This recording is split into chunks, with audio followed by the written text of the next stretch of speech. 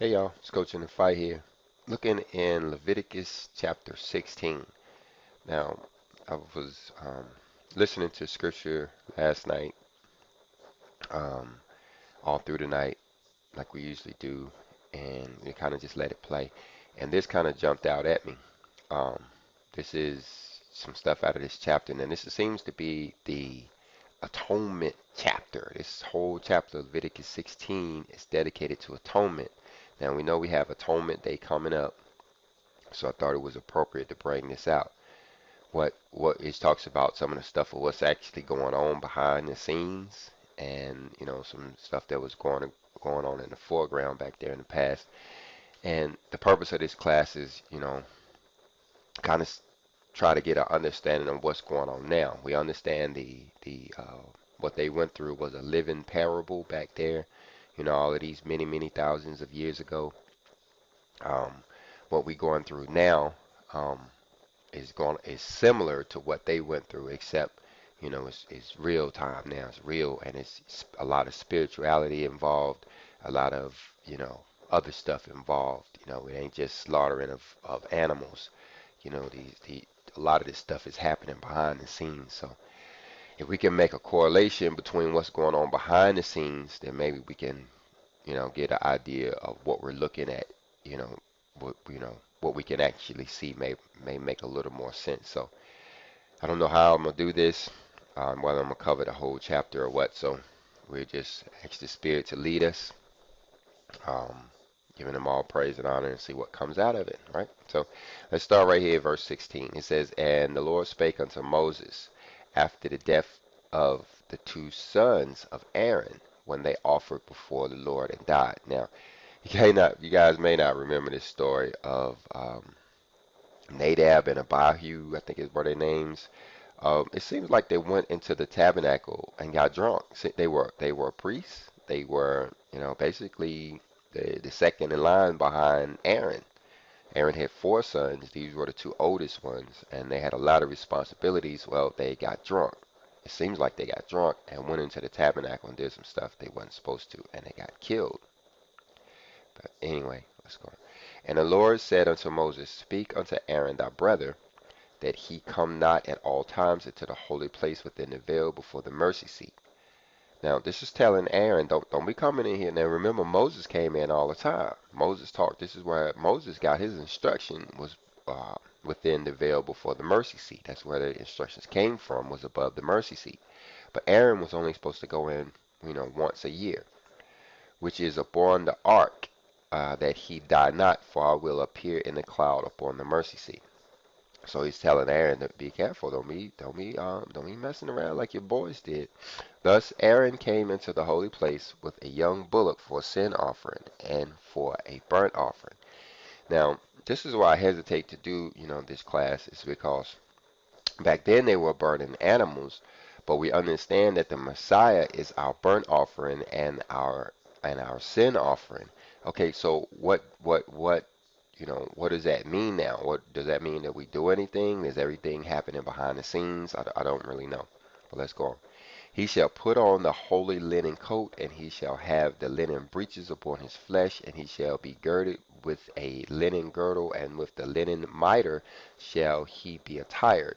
These are the holy garments, therefore shall he wash his flesh in water, and so put them on. So we're talking about Atonement Day. It's a big deal.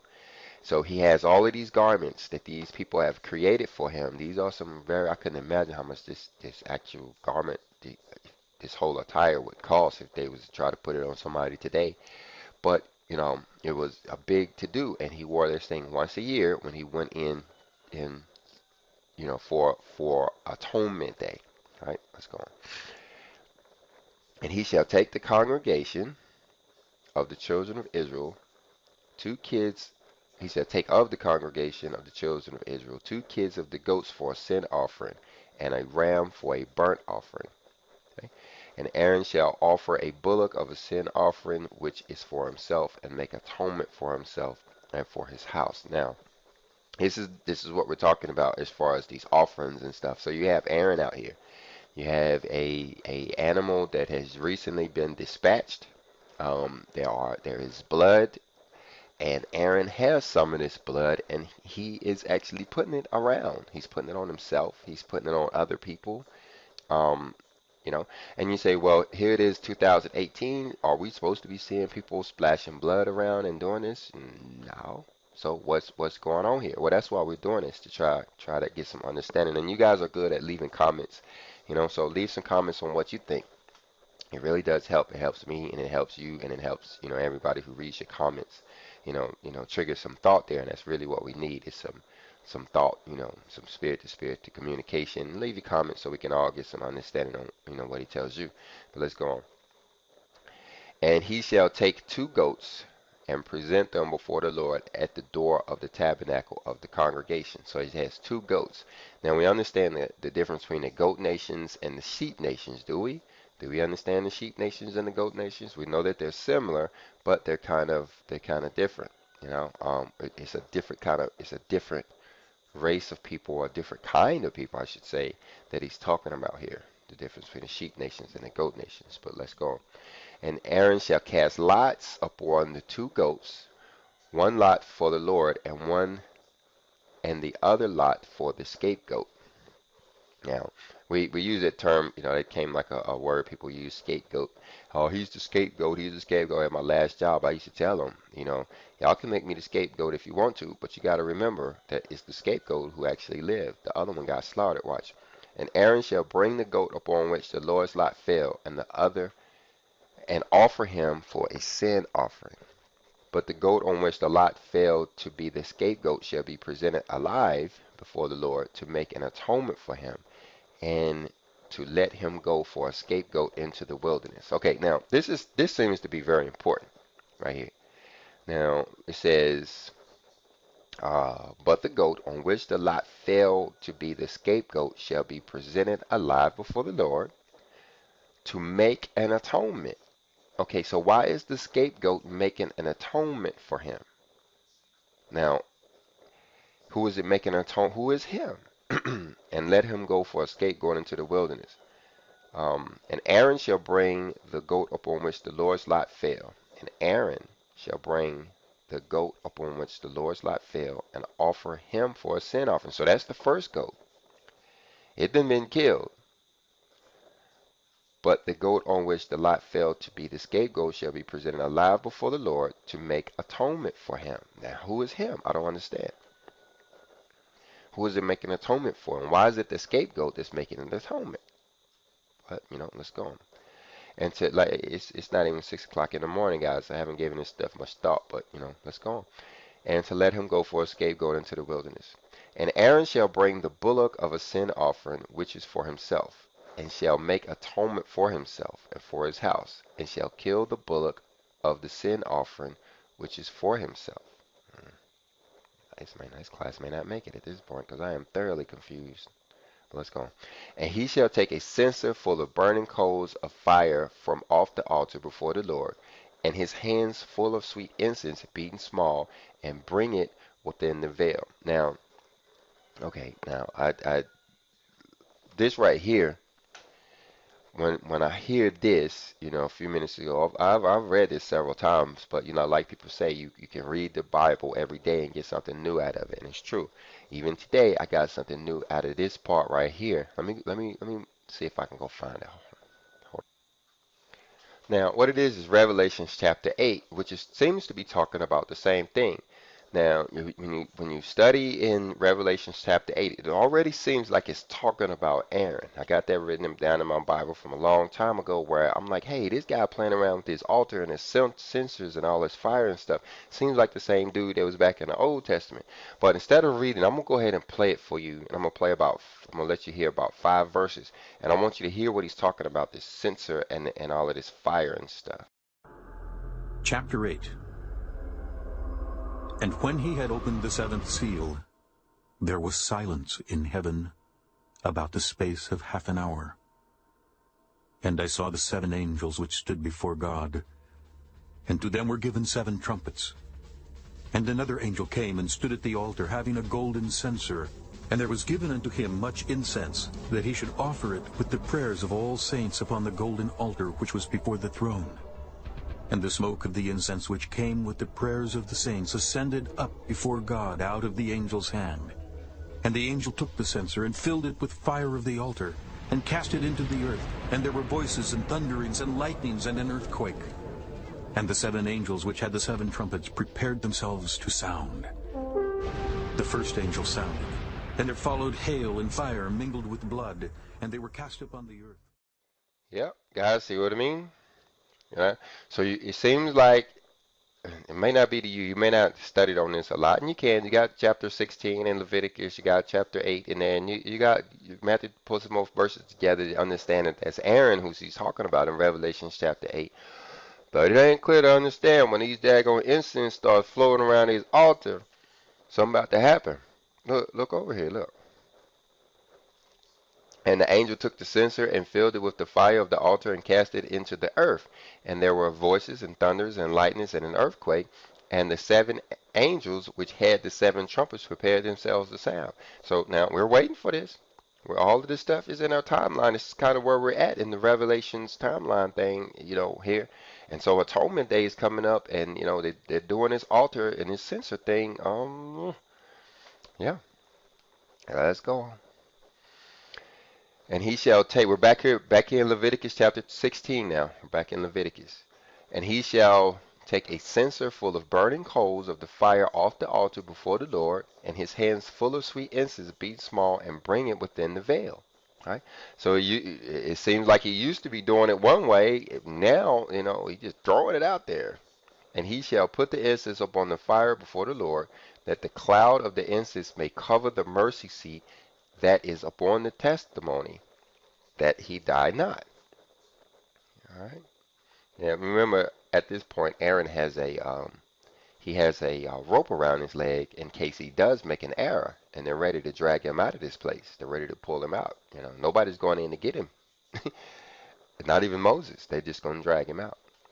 And he shall take of the blood of the bullock and sprinkle it with his fingers upon the mercy seat eastward. And before the mercy seat shall he sprinkle the blood with his fingers 7 times. See, we're talking about this blood here. And, but no, you can't really imagine nobody really doing this nowadays. Maybe they are, but I don't know. Let's go on.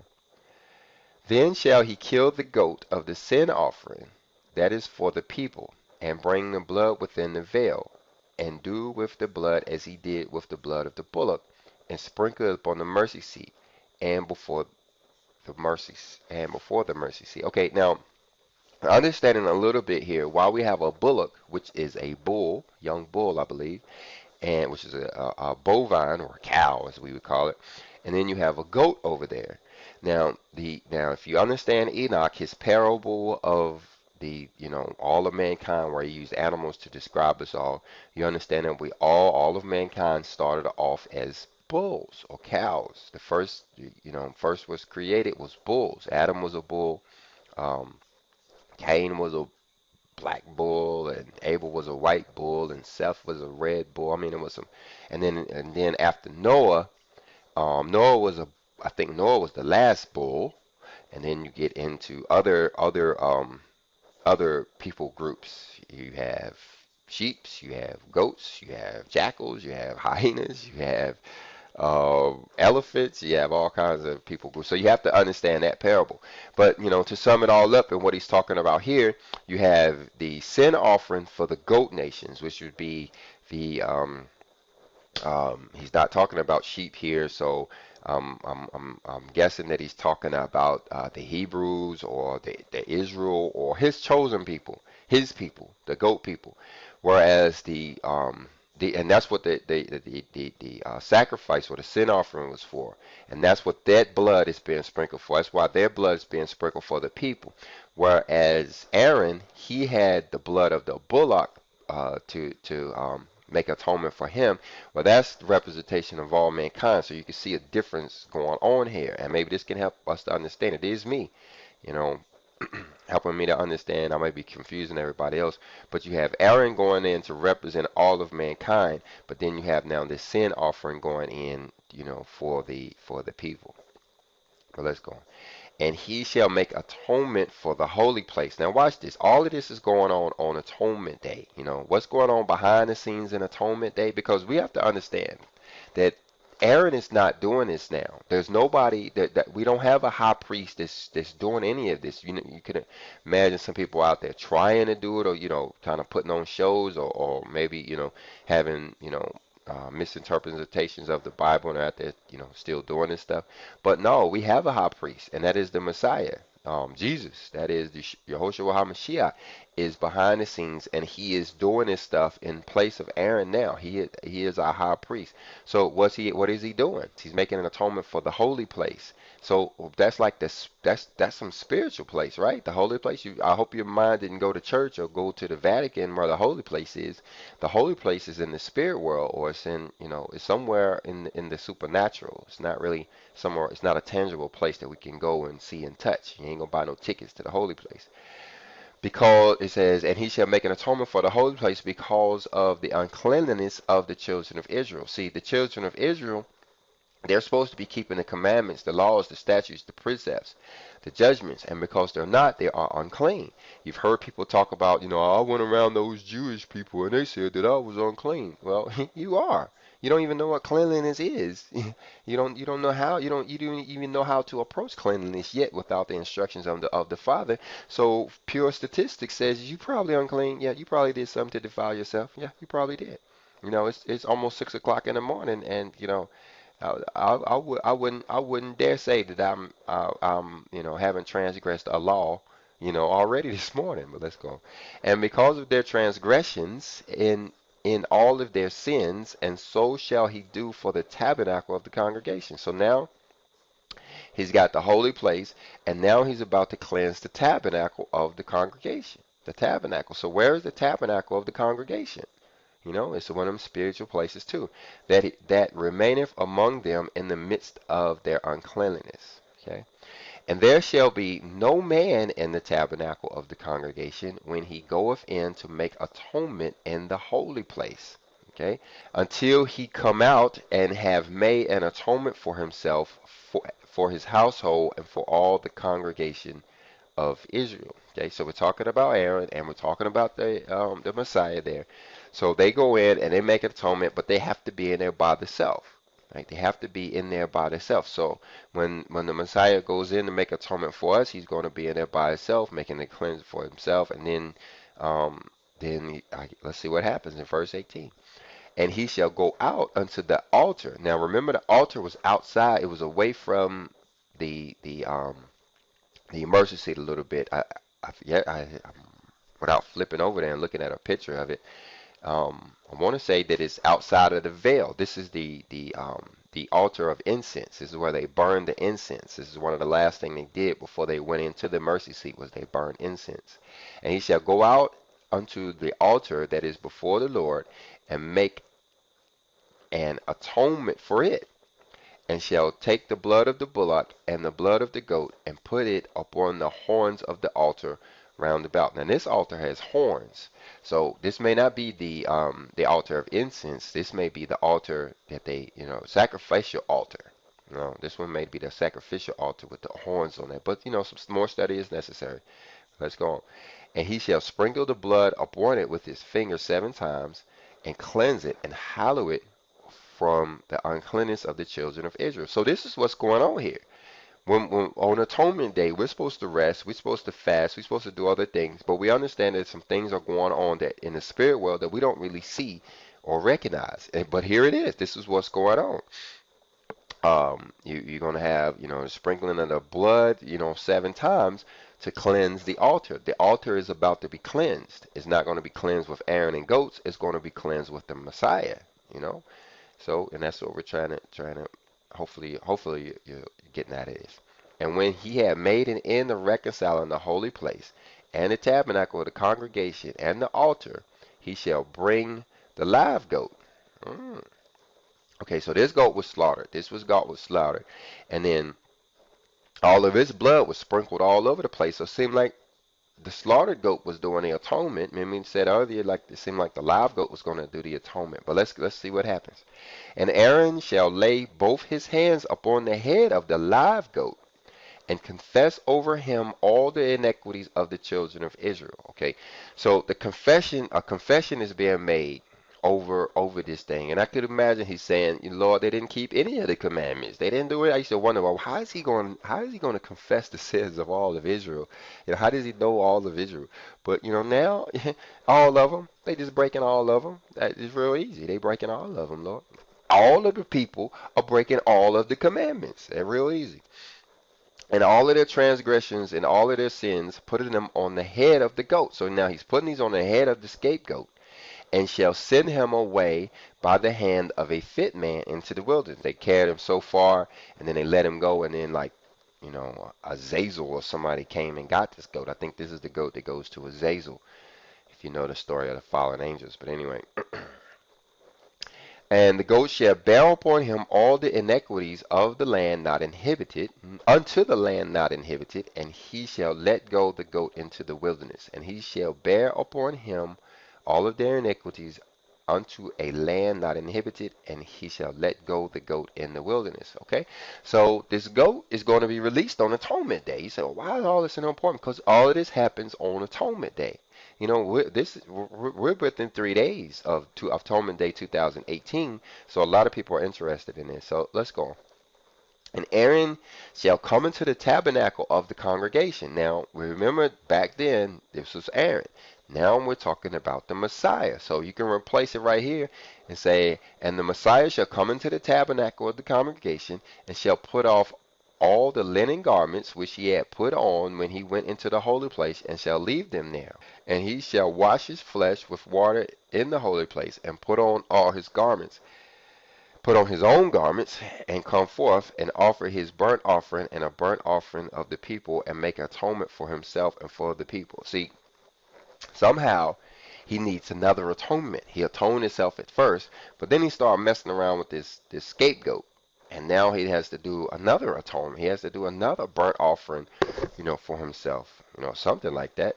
And the fat of the sin offering shall he burn upon the altar. Right? Now, what the fat represents, that's a key for something. I can't remember I can't say I ever knew what the key for the fat is. But he's burning that on the altar now. And he that let go the goat for the scapegoat shall wash his clothes and bathe his flesh in water, and afterward come into the camp. Now, this scapegoat makes them unclean for some reason, because they always got to wash their clothes and stuff.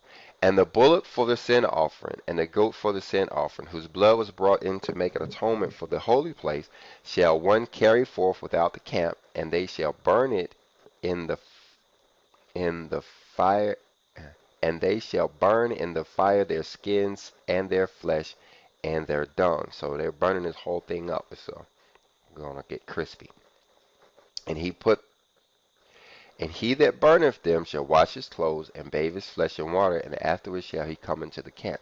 Now, I think that's significant. All of this, every time they do something with these animals, they got to cleanse themselves. But hey, this stuff goes on behind the scene. Ain't you thankful we have, somebody doing this for us now? We ain't got to worry about a high priest, someone messing it up. We got the Messiah to do it now. And there shall be a statute forever unto you, that in the 7th month, on the 10th day of the month, ye shall afflict your souls, and do no work at all, whether it be one of your own country or a stranger that sojourneth among you. All right, so now we're talking about Atonement Day. Now, he's been talking about the actions of Atonement Day up until this point, but here looks like he's in 29, he's talking about some stuff that may pertain to us back here in the material world, stuff that we got to worry about down here, but we'll see in a second. One thing I did want to point out here is that he talks about how you are to afflict your soul, but he talks about how the stranger that sojourners amongst you, this may be somebody who's visiting with you or somebody who's staying with you or something like that. They have to do the same things you do. You can't just, say, well, I'm going to go on Atonement Day and leave your guests in the house watching, Hip Hop and Love or playing with Nintendos or whatever. No, they have to be atoning too. For on that day shall the priest make an atonement for you to cleanse you, that ye may be cleansed from all of your sins before the Lord. Okay, now, a lot of people who are waiting for the rapture are tuning into this class, right? because it's Atonement Day, and the Rapture watch dates have come around to Atonement Day. They've gone through 9/11, they've gone through 9/23, which is all of their you know superstitious dates, and well, they haven't gone through 9/23 yet. They'll get that one next. But Atonement Day, they're kind of paying attention a little bit, because all of the holy people are saying, hey, Atonement Day, don't forget about watching on Atonement Day. And they're like, yeah, okay, man, maybe we should pay attention to Atonement Day. Give us something to do until 9/23 comes, and which is our real rapture watch date. But anyway, when you look at this, it looks like more of them actually should be watching here, because it says, "For on that day shall the priest make an atonement for you to cleanse you, that you may be clean from all of your sins before the Lord." Okay, now this we understand for atonement day. That's one of the necessary things, is that we're going to have a certain level of progression towards obedience to the law. And this is, so getting cleansed up is one of the things that's moving us in that direction. "And it shall be a Sabbath of rest unto you, and you shall afflict your souls by a statute forever." Okay. And so that's giving us our instructions and what we're supposed to be doing. Now, it's a Sabbath of rest, meaning we ain't supposed to go to work. It said a few minutes ago that we're not supposed to go to work, do no work at all. Um, and so we're supposed to afflict our souls, right? So that means like a humbling, or something that we're doing. A lot of people, you know, think of it as repenting, um, and that kind of thing. "And the priest whom he shall anoint, and whom he shall consecrate to minister in the priest's office in his father's stead, shall make the atonement, and shall put on the linen clothes, and even the holy garments." Now we're talking about the Messiah here, because you got to understand that the first priest was Aaron, and then it passed on to his sons, and his sons, Aaron's sons, kept up the priestly responsibilities until the last high priest, which was the Messiah. So that's what he's kind of saying here, until the one who was anointed comes, and that's the Messiah. He is the anointed one. "And he shall make an atonement for the holy sanctuary." Okay, the holy sanctuary. "And he shall make an atonement for the tabernacle of the congregation." This is what's getting atoned. The people, the high priest. Now we're talking about the sanctuary, the tabernacle of the congregation, the altar, and, and he shall make an atonement for the priest and for all the people of the congregation. So this is what's going on Atonement Day. This is why, this is important. All of this stuff is taking place. "And this shall be an everlasting statute unto you, to make an atonement for the children of Israel for all their sins once a year." And he did as the Lord commanded Moses. All right, so this is the chapter on Atonement Day. All right, we're going to go ahead and edit this thing up and get it up there, y'all. Praise ye the Lord for his word. Hermes Academy. Power, patience, continence, and faith. We teach virtue.